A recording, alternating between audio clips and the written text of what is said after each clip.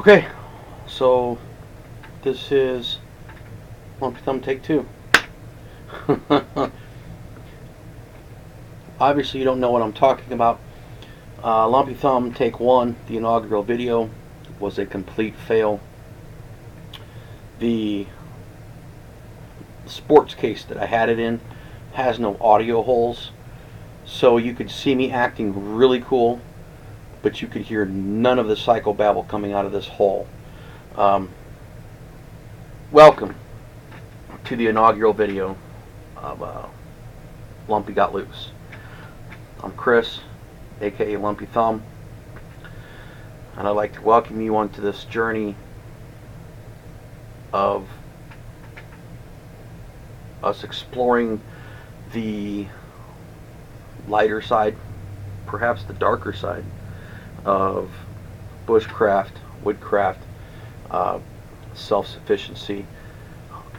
And I'm going to go ahead and make the disclaimer now that almost everything I tell you is going to be wrong. Never ever trust your life to anything that I say, do, or show you. So I'm going to give you a little bit of background.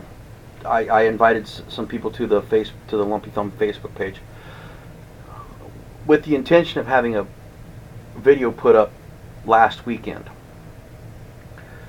Funny story about that.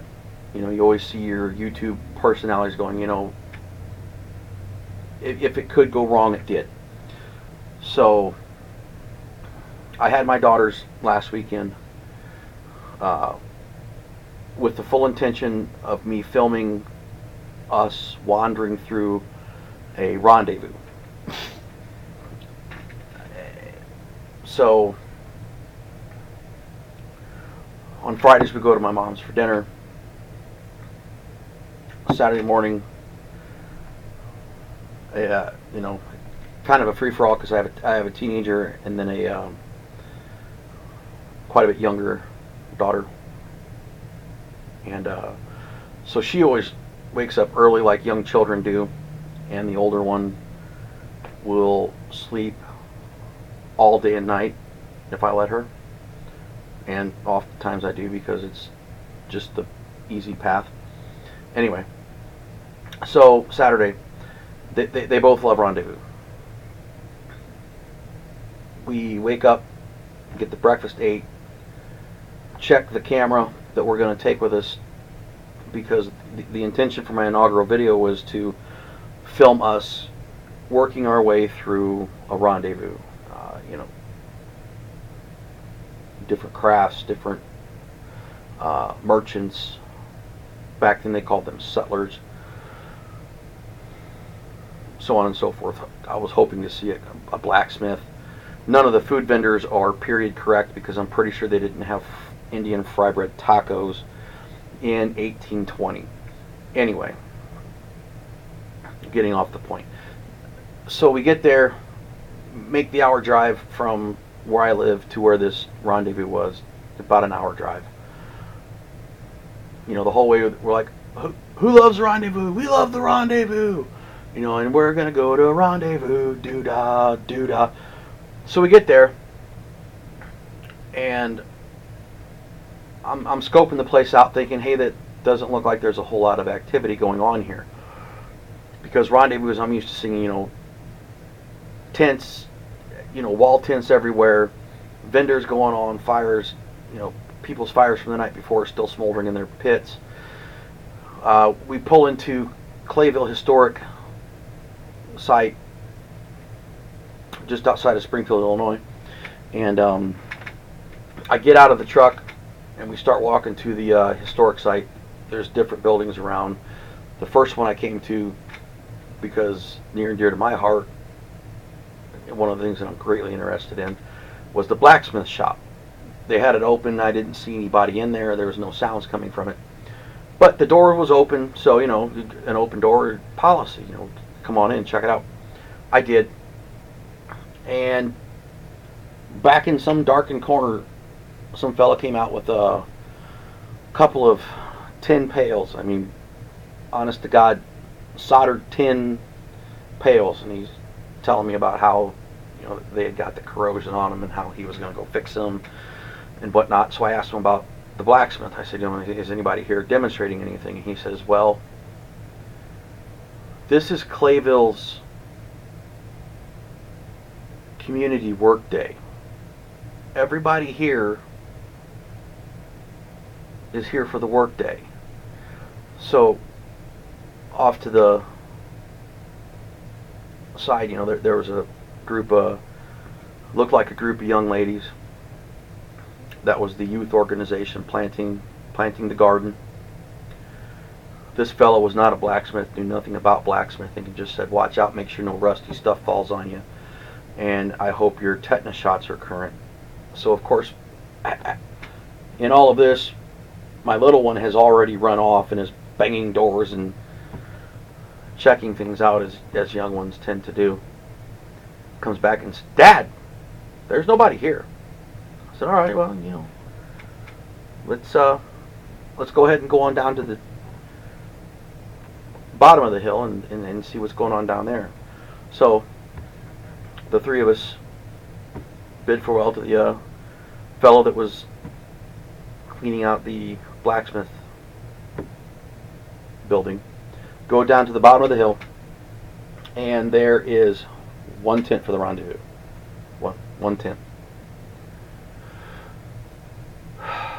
The guy that was putting on the rendezvous and his son. Apparently nobody else that was supposed to come bothered to show up, nor did they bother to tell him that they were not going to show up. So he was in the process of getting his goods out, and not being one to have the day stolen from me. I immediately start. He says, everything's in tins and mason jars, paper bags. He said, just go wild, start digging, see what you find. So of course I did. I had a few things in mind that I wanted. Pewter buttons for one, for making haversacks with removable pillow ticking inners. I always tell my youngest that every rendezvous she goes to that she can have a bead or two for her necklace that she can have on. And the oldest, just she hunts for whatever she thinks she might like. And I'm pretty giving when it comes to her and rendezvous, because I'm honestly rather impressed that she likes going to them. Because they're almost exclusively pre-1840, unless you get some of the Civil War reenactors going on, then that takes them up into the mid to late 1860s. So I go through, I find some buttons, I find a couple bits and bobs. Got a 4 T-bricks. We'll look at those at some point in the future. But one tent. So with the camera my oldest is carrying, I says, we're not going to video any of this. This is, this can't be my Lumpy Thumb inauguration video. And we're down to the wire. I was supposed to get it in last weekend, so I have to get something. Anyway, we do our rendezvous thing.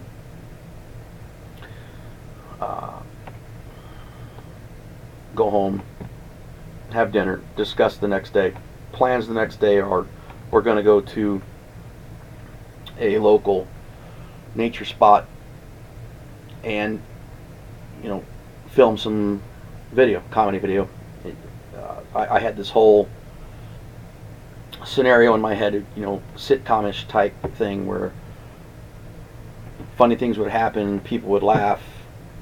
If they actually followed my advice, they would probably die. Like I said, don't ever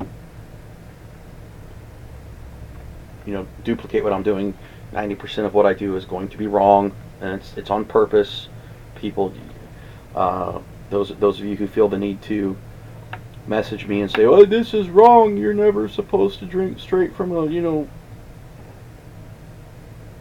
tsetse fly's ass." I know what I'm telling you is wrong, and Those of you who go against it on purpose, cool, good for you. I'm going to let nature sort that out for you. Anyway, so Sunday morning comes, I get them up, get them ready to go, get them out the door. We get to the nature spot. We get everything ready to go. I start checking my gear, hand off the camera to the oldest. She didn't shut it off from the day before. Dead battery. Yeah. Bad on me for not checking my gear before I leave, first of all. Bad on me for not taking this camera, my backup, with. We took my youngest daughter's camera, which in this mind seemed to make perfect sense, that if I have a responsible teenager and a free spirit, much younger child, if I give her the camera, she can just go, camera whatever the hell tickles her fancy. And the oldest and I can get on with our blockbuster video making. And I mean,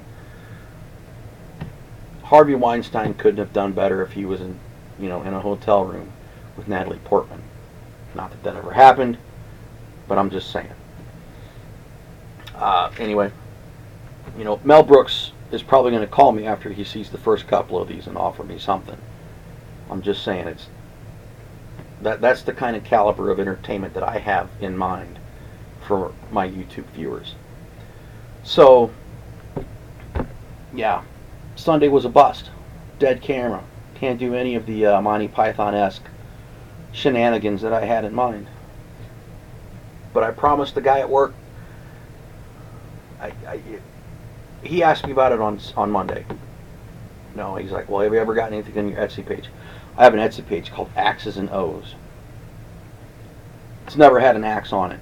It has bug dope. It has some healing salve. It's got plans for my haversacks. It's never had an axe on it. So that's in the works today too.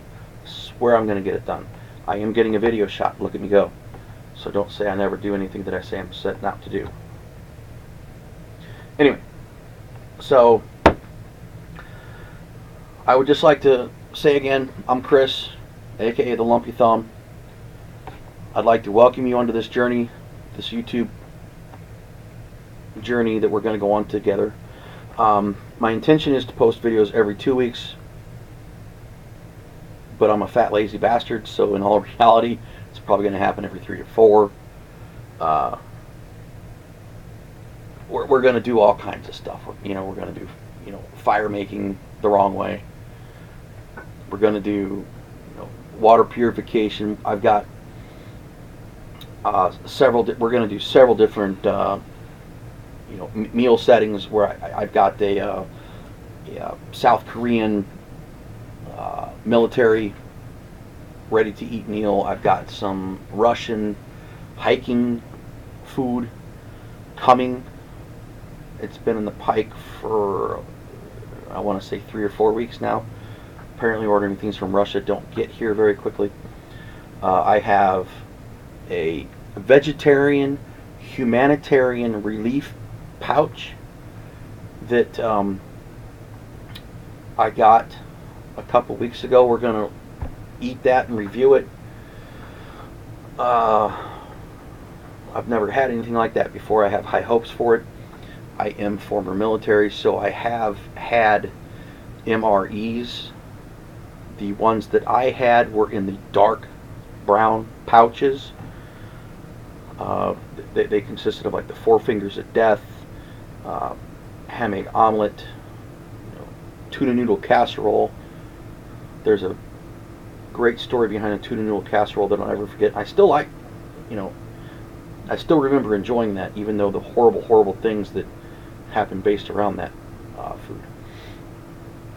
But those are the ones that I'm used to eating. I do have some of the newer ones. We're going to eat some of those and see if the MRE technology has advanced in the past 20 years or not. I'm going to just go ahead and, in this inaugural video, lay it out on the line and say MRE technology probably has not advanced a whole lot in 20 years. We're going to do reviews, like this was something that I was going to review in my first video last weekend that never got made. I got a Cold Steel Trail Boss in the mail. I also got and I haven't even taken it out of the box, and it's been sitting by my front door now for a week and a half, is a Council Tool Hudson Bay pattern axe. This one is Hudson Bay-esque, but you know that, let's save that for the axe review video, so you guys can hang on the edge of your seat, be eternally fascinated, just waiting for those nuggets of information to come from me.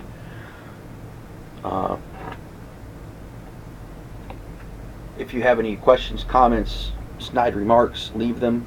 I'll be sure to read them.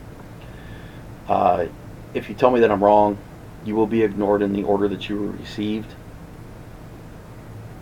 And, you know, here's to Lumpy Thumb having a great run. When I get a little bit more advanced, I have great visions for introductions.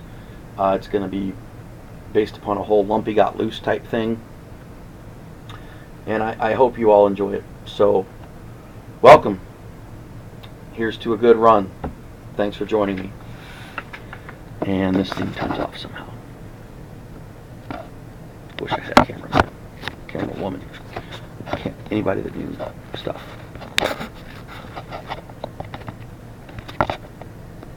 The button.